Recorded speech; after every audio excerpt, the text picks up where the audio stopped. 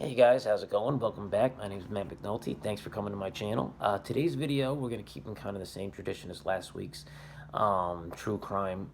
So this is a story I didn't necessarily cover myself personally. I didn't report on or work on it for any outlet, but it was just a story that happened kind of in my proximity that is a very, I would say, fall into the true crime category to a T, but it's just not as widely known. So it's a great story. I think it's sad, it's tragic, but it's definitely for true crime aficionados. It's got all the boxes are ticked. It's just like the whole story from top to bottom is crazy. So we're gonna kind of jump into that. This is the Ashley Bortner case. So this was kind of a big story in Massachusetts. Now I've been living in New York and New Jersey for the past like 7, 8 years, but my family lives up in Massachusetts, and this was during Thanksgiving. This was November 2015, and so I was visiting my family to stay with them for Thanksgiving for the weekend, and I was there for maybe like 4 or 5 days. Had some work off or whatever. So as I was there, like the first or second item there, I see the local Massachusetts newspaper, whatever, that this body was found, burnt body was found on the MBTA train tracks in Bridgewater, which was like maybe 20 miles from my folks' house, maybe like 25-minute drive, pretty close. So I was like, whoa, it was hog-tied. They said that the arms and the legs were bound and that something was, gagged in their mouth and tied back like a sock or something that was, so 70% of their body was burned. They said they had to identify this body by its dental records. So this was like serious. They hadn't even identified who the body was yet. It was so I was reading this. I was like, wow, that is crazy. And it was super close to where I was staying at my parents' house. I was like, so I just kind of got interested in the case, and that alone, just being there in the proximity, to think that something like that, this was like in the middle of the night, that was happening close enough that you could it was just like a quick drive, and I could be there. It's wild. Bridgewater, this is where it happens. So um, the body ended up being that of Ashley Bortner. So she is a I'm sorry, it was a New Jersey native that was living in the Rhode Island, Massachusetts area for the past however long years. She at the time was, I think, in her late 20s. Very pretty, long blonde hair. It looked like she had blue eyes. So I guess she had a bit of a troubled past, from what I can understand. However, she was kind of turning that around, and I didn't really know her too well. She didn't have a really big social media presence, so there wasn't a whole lot after the fact that you could really find. It wasn't like the Watts case that was so well documented that she took videos everywhere she went, what have you. There was very little of her beyond just a few pictures, I think, that family provided, or maybe it was on an old MySpace. It was that sparse. but so how would this young pretty girl end up bound and gagged and burned with 70% of her bodies on train tracks in Bridgewater? Like, what could she have done? And so that's where we get to our suspect. So this guy here, his name is Fernando Owens, who was behind Ashley Bortner's disappearance and subsequent murder. His own son, Fernando Owens, is I think he's a Dominican American. He lived in Dorchester, Massachusetts. He was in his mid to late 40s, what have you. And his own son, who was in his early 20s, had just gotten shot to death a few days before Ashley Bortner's disappearance and her own murder. So the official line of thinking is that this guy, Fernando Owens, and there was some evidence to show that Ashley was at least present for his son's murder. That, he took it a different way, that she knew way more than she was letting on. He thought that she had way more to do with his son's death than she was saying she was, that he was holding her responsible. And on the day of her disappearance, they made like 11 calls back and forth. So right away, when cops got phone records, they were like, that's our guy. So they found him. Like, they identified that Owens was behind it.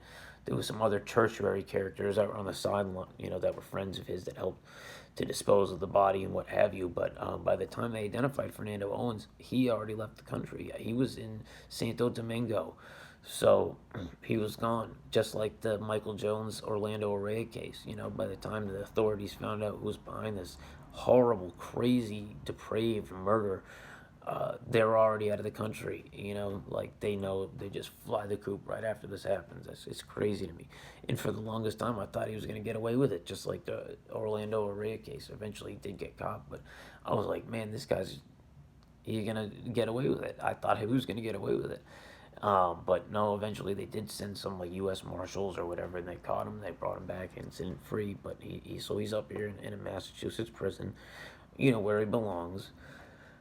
But yeah. So he, in his mind, his twisted mind, he lured her. I guess the sad and the kind of frightening part of it, and the sad part of it really is that there was it was on record that before she was went missing, Ashley went missing, and before she was killed, she was terrified for her life, especially from Fernando Owens. They said that she was like telling friends and family that she was like terrified, like scared to death of him. So she knew something serious could happen, and that was probably happening. And I guess that she was actually going out of her way to try to convince Fernando Owens that she had nothing to do with his son's death through mutual friends or mutual acquaintances. She was telling them, please let Fernando know that I had nothing to do with his son's death, whatever. Like she was trying to get that message across to him to try to clear her name, because she knew that the consequences were dire if he had it in his head that she had something to do with it, which he did.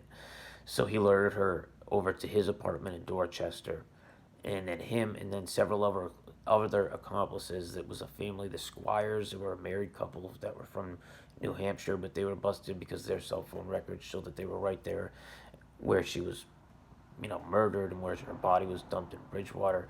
This was in Dorchester where the murder occurred. They tied her up, with towels or whatever, and so her arms and legs were bound, and they took a sock, I think, put it in her mouth, tied something to stick in her mouth, and beat her and tortured her. So this was definitely a very personal crime and a personal murder. This is not just like bang bang walk away. Like this was a very involved. I can't imagine those last minutes must have been absolutely horrifying. So, I do have a great deal of sympathy for her. And even her mother, I remember reading that her mother had said that she had forgiven the killers. So she's a bigger woman than I. If, that was my family, there's no way I'd be able to forgive anything even close to like anything remotely like that. So,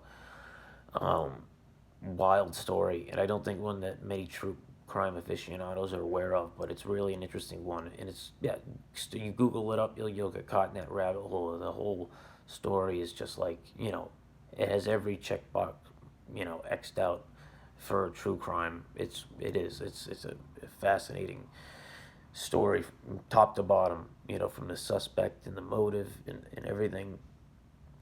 And that's not really where his story ends. He'll be in prison for the rest of his life. But I would Google his name periodically after the fact to just see if he had like a court appearance or whatever. And I read that he and another guy were involved with like smuggling drugs from the courts back into the prison. So like these guys would have court appearances, and I guess they were linking up with this court officers, these two female court officers, which I think I remember reading was a mother and a daughter duo, and they worked for the court as like court officers, police officers for the court, and they had this whole arrangement where these female officers would put like drugs, like pills, heroin, coke, whatever, in a handrail in the elevator of the courthouse. So these guys would go in, and they would be all sly about it, and they would open up the handrail, boom, in the elevator, and go to their court appearance. And they were smuggling in, so they were getting away with it for a while. But then after, not too long, they obviously saw that there was like the camera in the elevator saw that they were fiddling with the handrail, and the two female court officers obviously were fired, and I think did some time themselves for their involvement in smuggling drugs in. And he was one of the guys that was involved. Him and another guy, I believe it was, but it was definitely Fernando was involved with smuggling drugs into the prison system there from his court appearances. Just crazy. This guy, he's like an animal. He's really like just a fugitive through and through. He's just got no like civil skills. So yeah, but his mastermind is still very much at work even behind bars. So that is definitely a crazy guy and a crazy story, and I recommend anyone who's got a real kind of passion for true crime. This is one of those stories that, it's not as widely known, but it's a great, fascinating story. And we'll do kind of some of these quick hits here and there on the channel, just because it's kind of the nature of what we do. So thank you guys for listening, and until the next video, have a great night. Peace.